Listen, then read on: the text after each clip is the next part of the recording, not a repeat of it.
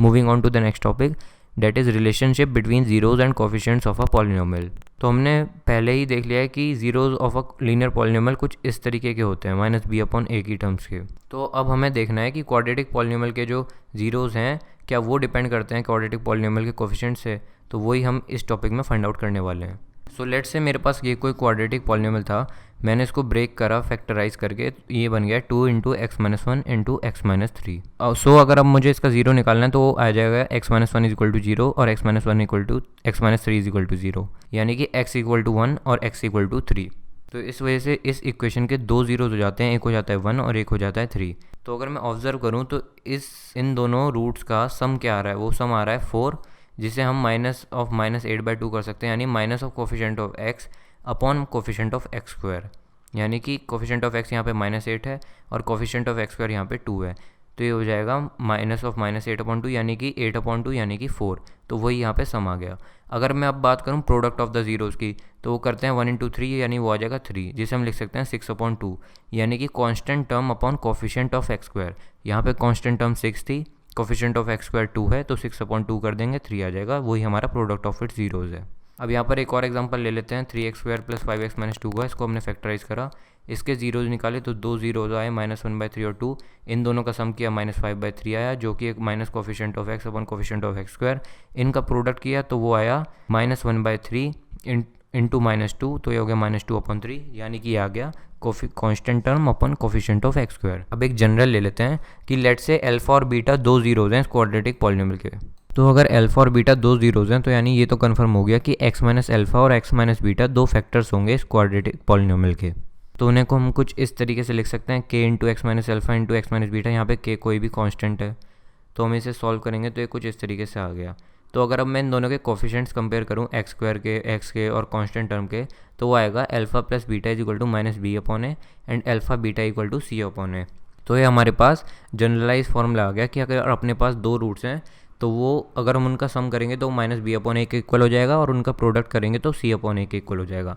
यहाँ पर अल्फा और जो बीटा है वो ग्रीक लेटर्स होते हैं जिन्हें हम अल्फा बीटा बोलते हैं। इसी के तरीके के और भी लेटर्स होते हैं ग्रीक लेटर्स, यानी कि वाई की शेप में होता है, इसे हम गामा भी बोलते हैं। सो अभी हमने क्वाड्रेटिक पॉलिनोमियल के बारे में देख लिया, अब हम देखते हैं क्यूबिक पॉलिनोमियल्स के बारे में कि क्या ये क्यूबिक पॉलिनोमियल्स के बारे में भी ट्रू है। तो लेट्स से मैंने एक क्यूबिक पॉलिनोमियल ले लिया है, उसके हमने जीरोस फाइंड आउट कर लिए। अब हम क्या करते हैं, उनका सम देखते हैं, तो सम ये आ गया, तो और हम उसे लिख सकते हैं coefficient of x square minus upon coefficient of x cube. Similarly हमने प्रोडक्ट भी उनका फाइंड आउट किया है, तो उसे हम लिख सकते हैं minus of constant term upon coefficient of x cube. और एक और उनके बीच में रिलेशन निकल सकता है कि consider the sum of the products of the zeros taken 2 at a time, यानी कि अगर मेरे पास 3 जीरोज थे a, b, c, तो इसका मतलब है हमने ए बी को लिया एक बार में, फिर उसे प्लस किया बी सी से, फिर प्लस किया सी ए से। अगर मैं वो करूँ तो वो भी हमने कैलकुलेट किया है, वो आता है -14/2 इसे सॉल्व करने के बाद, और उसे हम लिख सकते हैं coefficient of x upon coefficient of x cube. तो यहाँ पर हमने क्यूबिक पॉलिनोमियल के लिए भी एक जनरलाइज रिलेशन निकाल दिया है उनके जीरोज़ के बीच में। सो जितने भी एग्जांपल्स और एक्सरसाइज में आपके डाउट्स हैं वो आप कमेंट सेक्शन में मेंशन कर दीजिए, वो नेक्स्ट वीडियो में कवर हो जाएंगे। Moving on to the next topic, division algorithm for polynomials. So भाई अब हमें पता है कि जो क्यूबिक पॉलिनोमियल होता है उसके पास एटमोस्ट 3 जीरोज होते हैं। तो लेट्स से कि अब मुझे एक जीरो पता है, तो क्या मैं अदर 2 निकाल सकता हूँ? तो हाँ, वो देखते हैं किस तरीके से निकालते हैं। तो लेट्स से मेरे पास ये कोई क्यूबिक पॉलिनोमियल है x³ - 3x² - x + 3, और हमें पता है कि इसका एक जीरो है 1, यानी कि x - 1 इसका एक फैक्टर है इस पॉलिनोमियल का। तो हम क्या करते हैं, हम इसको डिवाइड कर देते हैं x - 1 से, जिससे कि हमारे पास क्वोशिएंट आ जाएगा कुछ इस तरीके से x² - 2x - 3। फिर हम क्या करेंगे, इसका भी फैक्टराइजेशन कर देंगे। तो मैं लिख सकता हूँ x + 1 into x - 3 into x - 1, वो इक्वल हो जाएगा इसके, यानी कि अगर मुझे एक कोई फैक्टर पता है तो मैं बाकी दो फैक्टर निकाल सकता हूँ। तो इस वजह से इस तरीके से मेरे पास तीनों के तीनों जीरोस आ जाएंगे। सो लेट्स से मेरे पास ये कोई क्वेश्चन है, डिवाइड दिस बाय x + 2। मैंने सेम यही किया, इसको डिवीजन प्रोसेस से किया, तो मेरे पास क्वोशिएंट आ जाएगा एक 2x - 1, रिमाइंडर आ गया 3। तो मैं उसे dividend equal to divisor into quotient plus remainder वाले फॉर्मूले से उस तरीके से लिख सकता हूँ कि डिविडेंड यहाँ लिख दिया, डिवाइजर और क्वोशिएंट यहाँ लिख दिए, प्लस रिमाइंडर लिख दिया।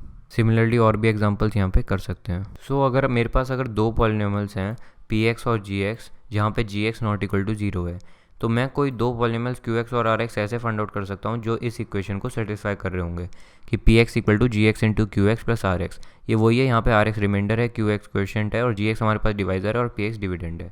तो इसी को ही हम डिविजनल एल्गोरिदम फॉर पॉलिनोमियल्स कहते हैं। सो यहाँ पर हमने चैप्टर 2 फिनिश कर लिया है। होप सो आपको समझ में आया होगा। चैप्टर फिनिश होने के बाद उसकी समरी जरूर पढ़ें, और अगर आपके पास कोई भी डाउट्स हैं, कोई सा भी डाउट चैप्टर 2 से रिलेटेड, वो आप कमेंट सेक्शन में मेंशन कर दीजिए। नेक्स्ट वीडियो में हम आपको उसका सॉल्यूशन प्रोवाइड कर देंगे।